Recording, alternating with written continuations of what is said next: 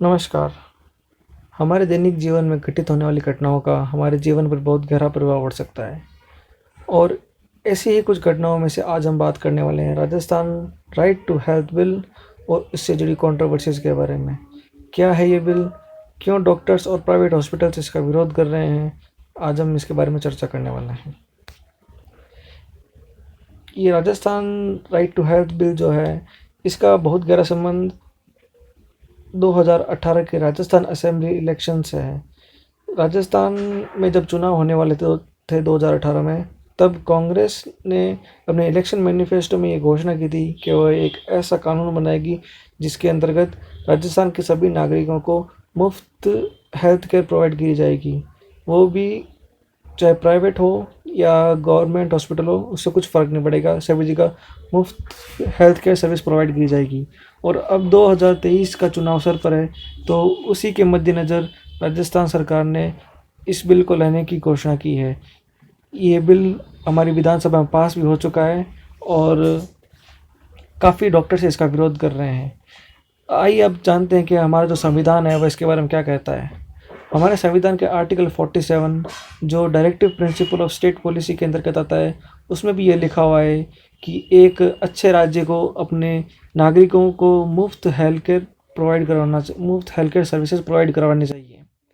और इस प्रोटेस्ट के चलते राजस्थान के डॉक्टर्स और जो प्राइवेट हॉस्पिटल्स हैं, इन्होंने इस बिल को राइट टू किल भी बोल दिया है। उनका एक 5 पॉइंट कंसिडरेशन प्लान है।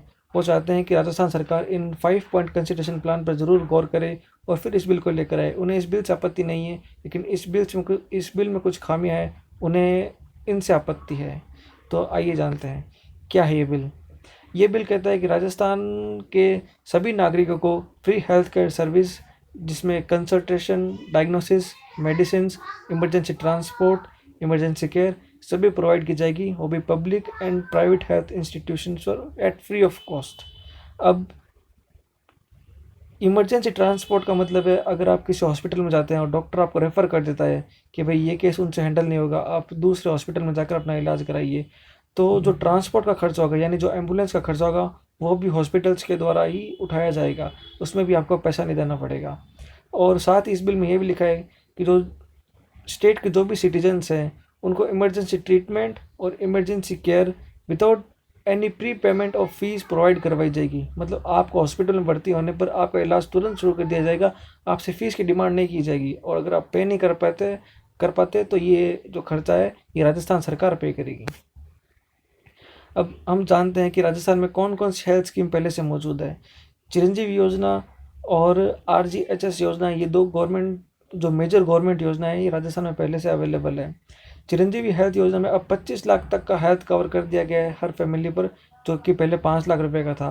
और जो RGHS है, ये गवर्नमेंट एम्प्लॉयज़ या जो MLAs हैं या जो भूतपूर्व MLAs हैं या कोई भी जो राजस्थान सरकार से जुड़े हुए नागरिक हैं, ये उनके लिए उनको थोड़ा सा प्रीमियम देना पड़ता है। हालांकि वो बहुत मामूली सा प्रीमियम होता है, लेकिन उसको प्रीमियम के बाद में इन सभी सुविधाओं का भुगतान किया जा सकता है। लेकिन चिरंजीवी योजना में किसी भी नागरिक को प्रीमियम का भुगतान नहीं करना पड़ता। हाँ जी, तो अब बात करते हैं कंट्रोवर्सीज की। क्यों डॉक्टर्स इस बिल का इतना विरोध कर रहे हैं। डॉक्टर सब पहला पॉइंट है कि डॉक्टरों का कहना है कि आपात की स्थिति में निजी अस्पतालों को भी फ्री इलाज करना है, लेकिन आपात की स्थिति क्या हो सकती है इसे डिफाइन नहीं किया गया है।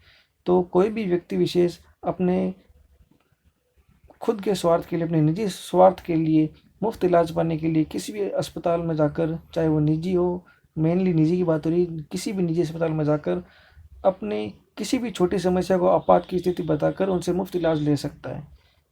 तो इस स्थिति में निजी हॉस्पिटल से कैसे सर्वाइव कर पाएंगे। दूसरा पॉइंट है, डॉक्टरों का कहना है कि इस बिल में गंभीर बीमारी से ग्रसित मरीज को रेफर करने की स्थिति में एम्बुलेंस की व्यवस्था करना अनिवार्य है। अब एम्बुलेंस का खर्च कौन वहन करेगा, यह भी क्लियर नहीं है। चूँकि यहाँ पर लिखा हुआ नहीं है, तो इसका सीधा इनडायरेक्टली यही मतलब निकलता है कि जो एम्बुलेंस का खर्च होगा वो भी प्राइवेट हॉस्पिटल्स को ही देना पड़ेगा। तीसरा पॉइंट है, इस बिल में राज्य और जिला स्तर पर प्राइवेट अस्पतालों में इलाज और मरीजों के अधिकारों के लिए एक प्राधिकरण का गठन किया जाना है। मतलब एक कमेटी बनानी है जो मरीजों के अधिकारों की चर्चा करेगी और डॉक्टरों की मांग है कि इस कमेटी में विशेष विशेषज्ञों को शामिल किया जाए ताकि वे पूरी प्रक्रिया को समझ सकें। अगर ऐसा नहीं होगा तो चिकित्सकों को ब्लैकमेल किया जा सकता है।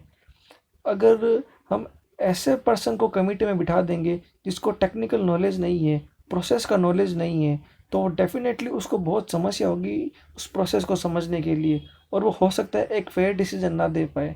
तो इसलिए विशेषज्ञों का उस कमेटी में होना बहुत ज़रूरी है। तो एक और ये इस बिल की बड़ी खामी है। जो फोर्थ पॉइंट है वो ये बोलता है, इस बिल के अनुसार निजी अस्पतालों को भी सरकारी योजना के अनुसार सभी बीमारियों का निःशुल्क इलाज करना है। अब डॉक्टरों का कहना है कि इसके लिए प्राइवेट अस्पतालों को बाध्य क्यों किया जा रहा है। योजनाओं के पैकेज अस्पताल में इलाज और सुविधाओं के खर्च के मुताबिक नहीं है। अब इनकी भी बात ये ठीक है, अगर वो फ्री में इलाज करने लगे तो पैसा कैसे कमाएंगे। हालांकि पैसा कमाना गलत बात नहीं है, आप और हम सब काम करते हैं ताकि पैसा कमा सके। कुछ डॉक्टर्स ऐसे हैं जो गलत तरीके से पैसा कमाते हैं, लेकिन सब ऐसे नहीं होते। अब आपको मैं एक एग्जांपल से समझाता हूँ। मान लीजिए आपका एक कोचिंग इंस्टीट्यूट है, आपने उसमें अच्छे अच्छे टीचर्स हायर किए और उनके हायर पैकेज पर लेकर आए। अब आप अब आपको सरकार बोले कि आपको फ्री में बच्चों को पढ़ाना है, तो वो जो इंस्टीट्यूट, तो आप जो मालिक है इंस्टीट्यूट के, आप उन खर्चों कैसे वहन करेंगे। जैसे इलेक्ट्रिसिटी का खर्चा हो गया, ज़मीन का किराया हो गया, जो टीचर साहब लेके उनकी फ़ीस हो गई, क्योंकि आपको तो पैसा मिल ही नहीं रहा। और जो आपको अगर गवर्नमेंट पैसा देगी तो उसका लेवल बहुत कम होता है, क्योंकि गवर्नमेंट मान के चलती है कि जो एक बेसिक फैसिलिटीज़ जितने खर्च में अवेलेबल हो सकती है वो उतना ही पैसा आपको देगी। लेकिन आप जो हायर क्वालिटी के जो टीचर्स लेके आए हैं, आप उनको तो नहीं अफोर्ड कर सकते। तो इस स्थिति में आपका जो बिज़नेस है ये लॉस में चला जाएगा। तो वैसे ही प्राइवेट अस्पतालों का कहना है कि अगर हमने गवर्नमेंट से पैसा लिया तो वो तो थोड़ा कम होगा, और जो हमने डॉक्टर्स हायर किए हैं वो हाई फीस लेंगे। जो इंफ्रास्ट्रक्चर की फ़ीस है और जो अदर इंस्ट्रूमेंट्स की फ़ीस है, जो भी उनकी कॉस्ट है वो बहुत हाई होगी, और इस स्थिति में ये सर्वाइव नहीं कर पाएंगे प्राइवेट हॉस्पिटल्स। और पांचवा पॉइंट कहता है कि दुर्घटनाओं के दौरान घायल मरीजों को अस्पताल पहुंचाने वालों को 5,000 रुपये का प्रोत्साहन है, लेकिन अस्पताल वालों को फ्री इलाज करना है, ये कैसे संभव है। सीधी सी बात है कि भाई जो अस्पताल लेके जाएगा उसको तो 5,000 रुपये देंगे, लेकिन हॉस्पिटल्स वालों को फ्री में इलाज करना है, ये बात उनको जम नहीं रही। और डॉक्टर्स की एक और चिंता का विषय ये भी है, जैसे चलो ये बिल तो आपने ज़ोर ज़बरदस्ती से लागू कर भी दिया, तो अब मान लीजिए किसी अस्पताल में आप जाते हैं, आपको एक आपकी वास्तविकता में इमरजेंसी है, अगर आपका इलाज नहीं हुआ तो बहुत समस्या भी हो सकती है। तो जब हॉस्पिटल्स में आप प्राइवेट हॉस्पिटल में गए, तो प्राइवेट हॉस्पिटल वालों ने सोचा कि पैसा तो मिलना नहीं है, इससे अच्छा एम्बुलेंस का खर्चा उठाओ और इसको गवर्नमेंट हॉस्पिटल में भेज दो। तो उन्होंने मात्र एम्बुलेंस के खर्चे पर आपको गवर्नमेंट हॉस्पिटल में रवाना कर दिया। अब इलाज की कमी की वजह से हो सकता है आपको कुछ गंभीर समस्या उत्पन्न हो जाए। तो इसी को ध्यान में रखते हुए कुछ कुछ प्राइवेट हॉस्पिटल्स इसको राइट टू किल भी बोल रहे हैं। तो जितना हमने पढ़ा है और एनालिसिस किया है, हमारे हिसाब से शायद गवर्नमेंट को थोड़ा और विचार करना चाहिए इस बिल पर। कुछ एक्सपर्ट्स की कमेटी बनानी चाहिए, और जो कमेटीज़ की बात हो रही है उनमें एक्सपर्ट्स को भी शामिल किया जाना चाहिए। धन्यवाद।